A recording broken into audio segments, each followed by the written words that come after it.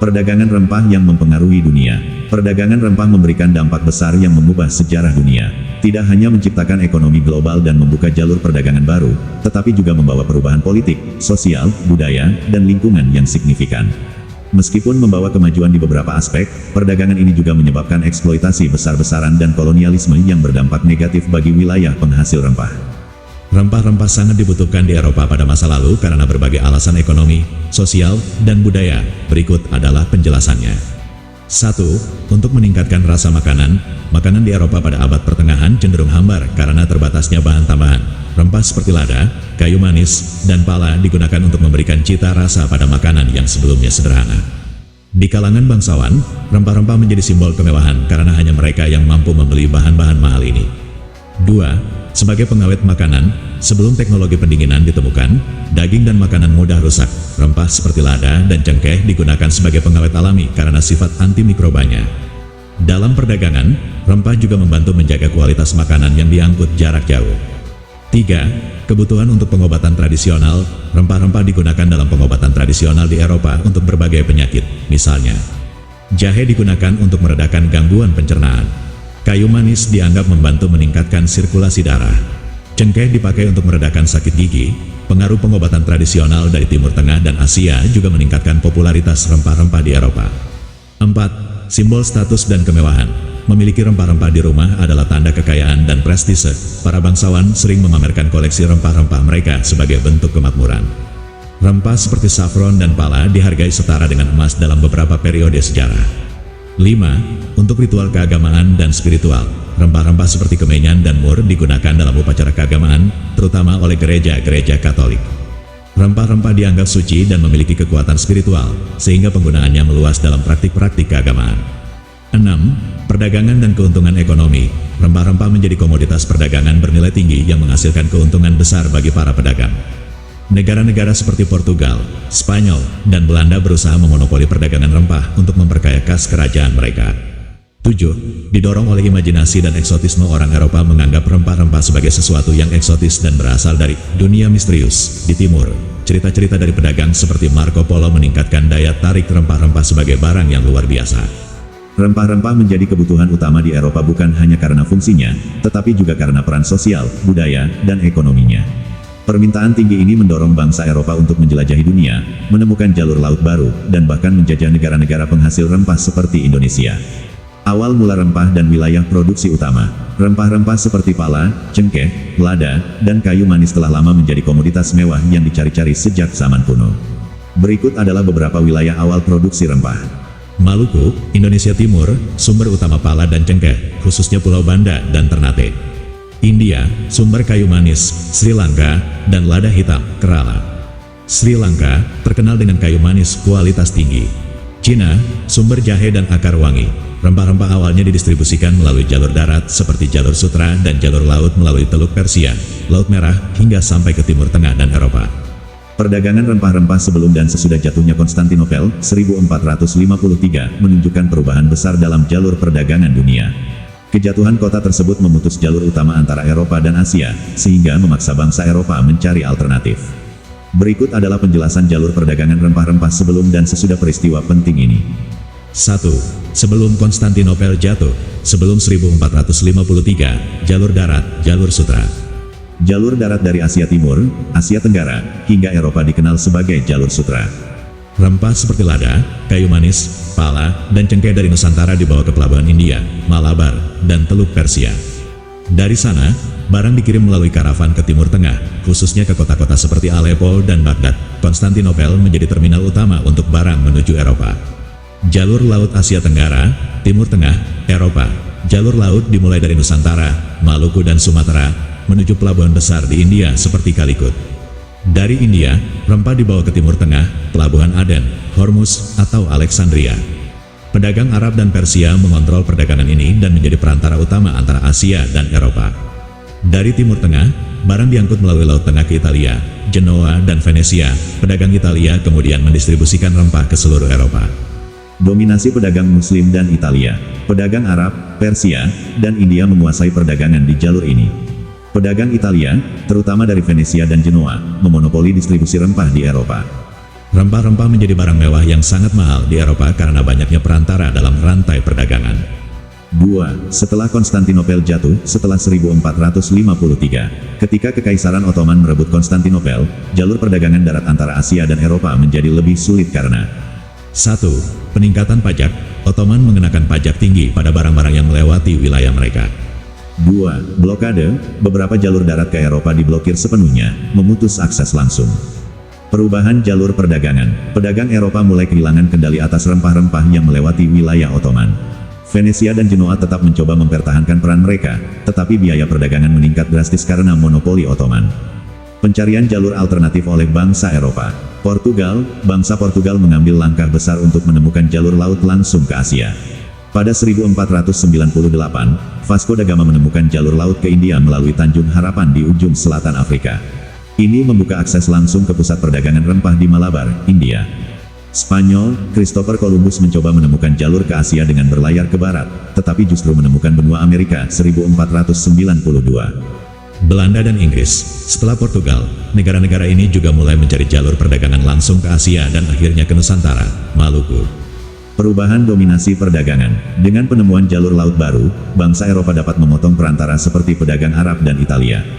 Jalur laut langsung menghubungkan Nusantara, India, dan Eropa melalui Samudra Hindia, Tanjung Harapan, dan Samudra Atlantik. Jalur perdagangan setelah jalur laut ditemukan. Jalur Portugis, 1500-an.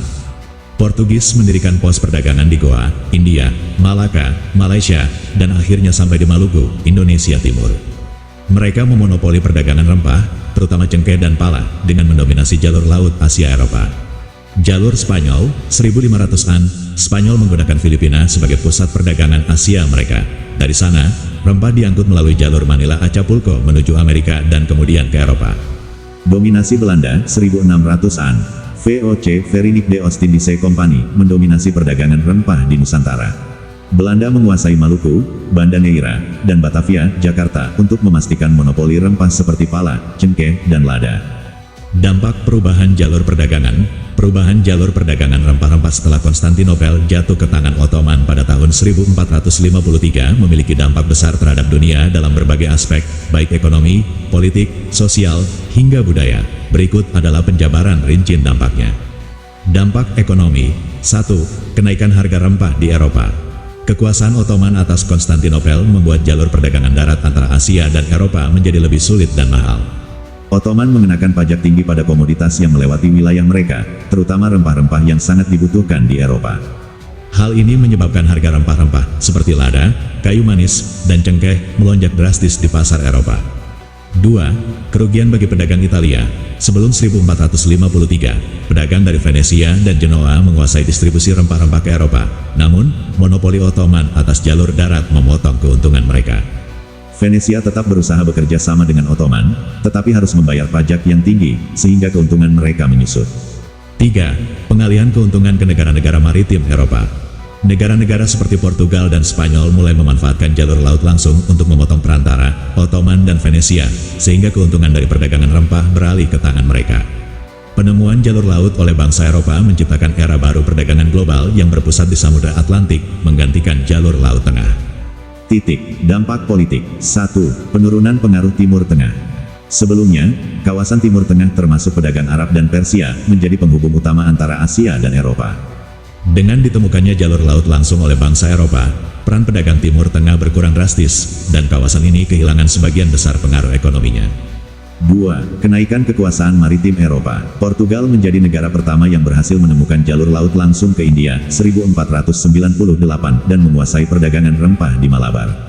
Spanyol, Belanda, dan Inggris kemudian mengikuti langkah Portugal, menjelajahi dan menjajah wilayah-wilayah penghasil rempah seperti Nusantara, Indonesia, dan India. 3. Awal era kolonialisme. Untuk mengamankan pasokan rempah, negara-negara Eropa mulai menjajah wilayah penghasilnya. Di Nusantara, Belanda menguasai Maluku, Banda, dan Batavia, sementara Inggris mendominasi India dan wilayah lain di Asia Selatan. Dampak sosial. 1. Perubahan struktur masyarakat di wilayah penghasil rempah. Penduduk lokal di wilayah seperti Nusantara mengalami eksploitasi besar-besaran. Belanda, misalnya, memonopoli perdagangan pala di Banda Neira dengan cara membantai penduduk asli dan menggantinya dengan pekerja dari luar. Sistem tanam paksa, kultur stelsel, di kemudian hari juga memaksa petani lokal menanam rempah untuk memenuhi kebutuhan pasar global. 2. Peningkatan mobilitas global, perdagangan rempah menciptakan gelombang perpindahan penduduk, baik itu pedagang, pekerja, maupun penjajah. Jalur perdagangan laut baru memungkinkan pertukaran budaya, bahasa, dan agama antara Asia, Afrika, dan Eropa. Dampak budaya. 1. Revolusi kuliner di Eropa. Rempah-rempah menjadi barang mewah yang mendefinisikan masakan kelas atas di Eropa. Makanan di Eropa mengalami perubahan besar dengan adanya lada, kayu manis, cengkeh, dan pala. 2. Penggunaan rempah dalam pengobatan dan ritual. Rempah-rempah seperti jahe dan cengkeh tetap digunakan dalam pengobatan tradisional di Eropa. Rempah juga digunakan dalam ritual keagamaan, terutama dalam gereja Katolik yang menggunakan kemenyan dan mur. Dampak geopolitik global. 1. Dominasi Samudra Atlantik. Dengan ditemukannya jalur laut baru, fokus perdagangan bergeser dari Laut Tengah ke Samudra Atlantik. Negara-negara seperti Portugal, Spanyol, Inggris, dan Belanda menjadi kekuatan dominan, menggantikan pengaruh Italia dan Timur Tengah. 2. Awal kapitalisme global. Perdagangan rempah menjadi salah satu fondasi awal dari sistem kapitalisme global. Perusahaan seperti VOC Belanda dan EIC Inggris menjadi model awal perusahaan multinasional, dengan monopoli atas perdagangan rempah sebagai inti bisnisnya. 3. Konflik antar bangsa Eropa. Persaingan untuk menguasai perdagangan rempah menyebabkan konflik besar antara negara-negara Eropa. Misalnya, Perang Anglo-Spanyol, persaingan Belanda-Inggris untuk menguasai jalur rempah di Nusantara. Dampak lingkungan, eksploitasi besar-besaran terhadap tanaman rempah di wilayah penghasilnya mengubah ekosistem lokal. Monopoli oleh bangsa Eropa memusnahkan varietas tanaman lokal demi memenuhi kebutuhan pasar global. Jatuhnya Konstantinopel ke tangan Ottoman menandai titik balik dalam perdagangan rempah dunia. Hal ini mendorong eksplorasi maritim bangsa Eropa, menggeser dominasi Timur Tengah, dan menciptakan era baru kapitalisme serta kolonialisme. Dampaknya tidak hanya dirasakan oleh ekonomi dan politik global, tetapi juga mengubah cara hidup masyarakat di Eropa dan wilayah penghasil rempah. Peningkatan permintaan dan penemuan jalur laut baru, abad ke-15 hingga 16. Motivasi penjelajahan. Setelah Konstantinopel jatuh ke tangan Ottoman pada 1453, jalur darat ke Asia menjadi sulit bagi pedagang Eropa. Hal ini mendorong negara-negara seperti Portugal dan Spanyol mencari jalur laut langsung ke sumber rempah-rempah. Perebutan wilayah rempah di Maluku, abad ke-16 hingga 17. Kedatangan Portugis, 1511, mereka menduduki Malaka sebagai titik strategis untuk mengakses Maluku. Namun, dominasi mereka sering mendapat perlawanan dari kerajaan lokal seperti Ternate dan Tidore. Perlawanan Sultan Ternate, Sultan Babulau, tahun 1570 sampai tahun 1583, memimpin perlawanan besar terhadap Portugis. Ia berhasil mengusir mereka dari Ternate, meskipun mereka masih bertahan di wilayah lain. Kedatangan Belanda, 1600-an, Belanda membentuk Verenigde Ostindische Compagnie, VOC, dan mulai mendominasi perdagangan rempah dengan merebut Maluku dari Portugis dan Spanyol. Jalur-jalur perdagangan dan dampaknya. Jalur Samudra Hindia, rempah dari Nusantara dibawa ke Malaka, kemudian ke India, Persia, hingga ke Eropa melalui jalur laut. Jalur Pasifik, Spanyol menggunakan Filipina sebagai pusat distribusi rempah ke Pasifik dan Amerika Latin. Peran Nusantara, Banda Neira menjadi pusat perdagangan pala dunia. Belanda bahkan memonopoli produksinya dengan cara brutal, termasuk membantai penduduk asli Banda dalam peristiwa pembantaian Banda, 1621. Perlawanan kerajaan pribumi terhadap penjajah Eropa. Perlawanan kerajaan-kerajaan Nusantara terhadap penjajahan Eropa berlangsung selama berabad-abad sejak kedatangan bangsa Portugis, Spanyol, Belanda, dan Inggris ke wilayah ini. Berikut adalah penjelasan rincian perlawanan dari kerajaan-kerajaan Nusantara terhadap penjajah Eropa. 1. Perlawanan Kesultanan Ternate dan Tidore terhadap Portugis, tahun 1512 sampai tahun 1575. Latar belakang, Portugis pertama kali tiba di Maluku pada 1512 untuk menguasai perdagangan rempah-rempah, khususnya cengkeh. Mereka membangun benteng di Ternate dan menjalin aliansi dengan Kesultanan Ternate, tetapi kebijakan monopoli Portugis menimbulkan ketegangan. Tidore, rival Ternate, menolak pengaruh Portugis dan mendukung perlawanan terhadap mereka. Tokoh utama, Sultan Babulau, Ternate, pemimpin utama yang memimpin perlawanan melawan Portugis setelah ayahnya, Sultan Hairun, dibunuh oleh Portugis. Hasil, pada 1575, Sultan Babulau berhasil mengusir Portugis dari Ternate. Keberhasilan ini menjadikan Ternate salah satu kerajaan yang mampu mempertahankan kedaulatannya dari penjajah Eropa. 2. Perlawanan Kesultanan Aceh terhadap Portugis, Belanda, dan Inggris, tahun 1520 sampai tahun 1904. Latar belakang, Aceh, yang kaya akan lada dan rempah-rempah, menjadi target Portugis di Selat Malaka.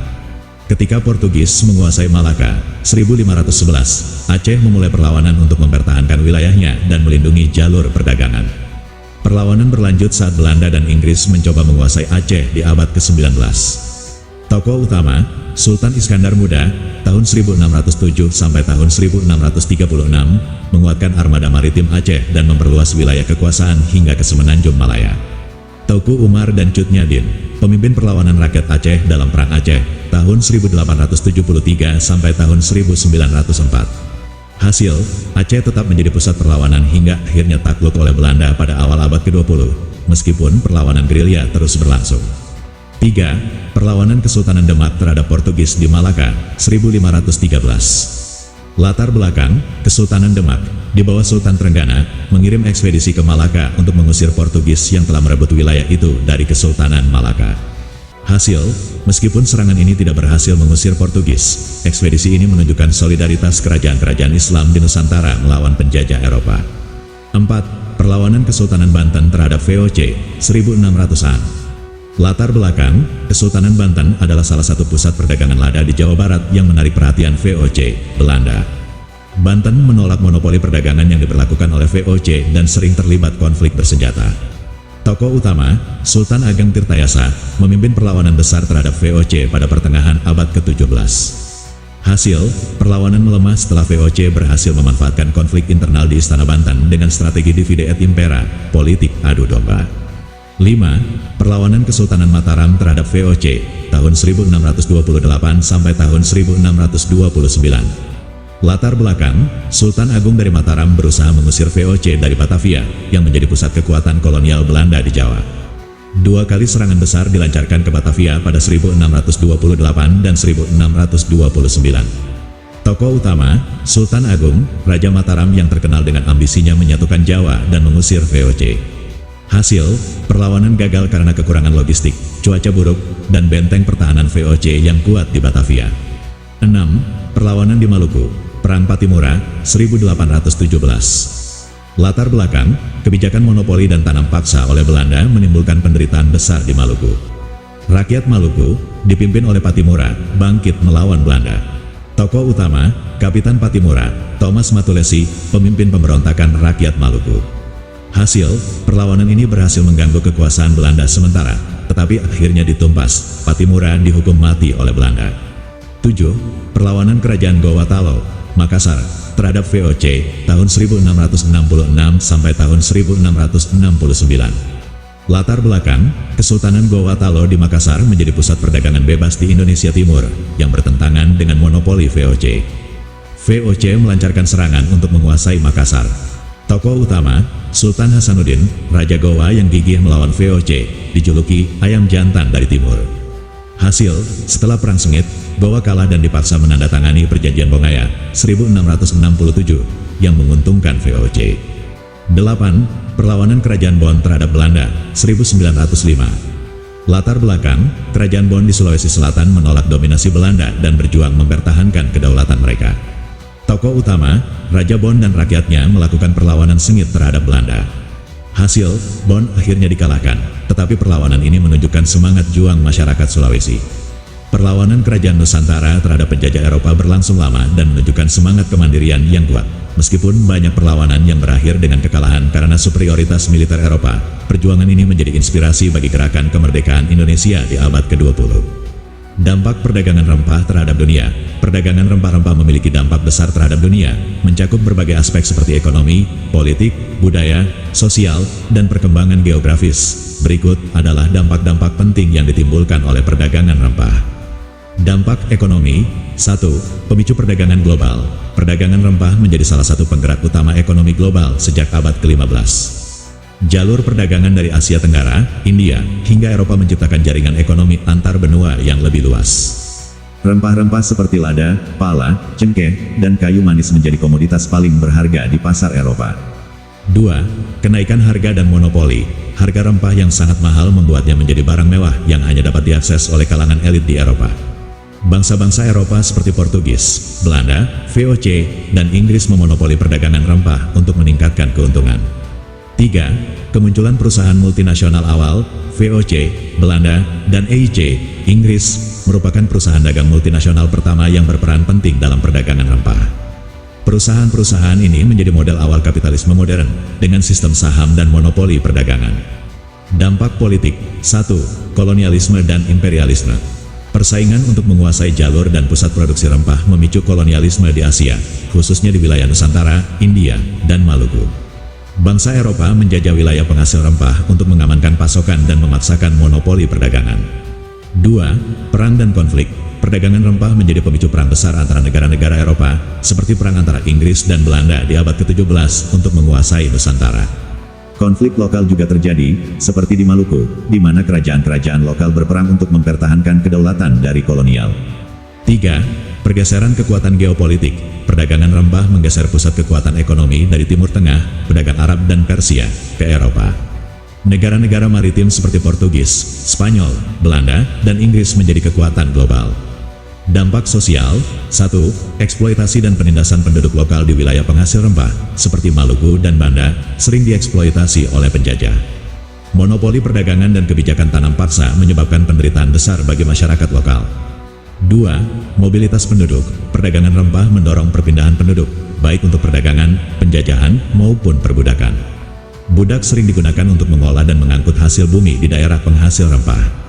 3. Perubahan kehidupan lokal. Kehadiran penjajah mengubah struktur sosial masyarakat lokal, termasuk pola hidup dan kebiasaan agraris mereka. Dampak budaya. 1. Revolusi kuliner global. Rempah-rempah mengubah tradisi kuliner di Eropa, Asia, dan Amerika. Rempah seperti lada, pala, dan kayu manis menjadi bahan penting dalam masakan dan minuman Eropa. 2. Pengaruh dalam obat tradisional. Rempah-rempah seperti cengkeh dan jahe digunakan sebagai bahan obat tradisional di berbagai budaya. Pengetahuan tentang manfaat rempah tersebar luas ke seluruh dunia. 3. Pertukaran budaya. Jalur perdagangan rempah memfasilitasi pertukaran budaya, bahasa, dan agama di antara Asia, Timur Tengah, Afrika, dan Eropa. Dampak geografis. 1. Penemuan dunia baru. Bangsa Eropa mencari jalur alternatif ke sumber rempah setelah Konstantinopel jatuh ke tangan Ottoman, 1453. Ekspedisi maritim seperti pelayaran Vasco da Gama ke India dan perjalanan Ferdinand Magellan membuka jalur perdagangan baru. 2. Perubahan jalur perdagangan. Fokus perdagangan global bergeser dari jalur darat, jalur sutra, ke jalur laut. Samudra Hindia dan Samudra Atlantik menjadi pusat perdagangan dunia. 3. Eksplorasi dan kolonisasi. Keinginan untuk menguasai perdagangan rempah mendorong eksplorasi wilayah baru, seperti Nusantara, India, dan Karibia. Dampak lingkungan. 1. Perubahan ekosistem lokal. Penanaman rempah dalam skala besar mengubah lanskap ekologis di wilayah penghasilnya. Pengalihan fungsi lahan dari hutan menjadi perkebunan menyebabkan kerusakan lingkungan. 2. Penurunan keanekaragaman hayati. Monokultur tanaman rempah mengurangi keragaman hayati di wilayah tertentu, seperti Banda Neira yang fokus pada pala. Dampak agama dan kepercayaan. Jalur perdagangan rempah menjadi media penyebaran agama, seperti Islam yang masuk ke Nusantara melalui para pedagang dari Timur Tengah dan India. Agama Kristen juga menyebar melalui penjajahan bangsa Eropa di wilayah penghasil rempah. Rempah-rempah bukan hanya komoditas perdagangan, tetapi juga menjadi pemicu kolonialisme dan konflik besar yang membentuk tatanan dunia modern. Kisah ini menunjukkan bagaimana wilayah kecil seperti Maluku menjadi pusat perhatian dunia dan menjadi saksi ketegangan antara penjajah dan perlawanan pribumi.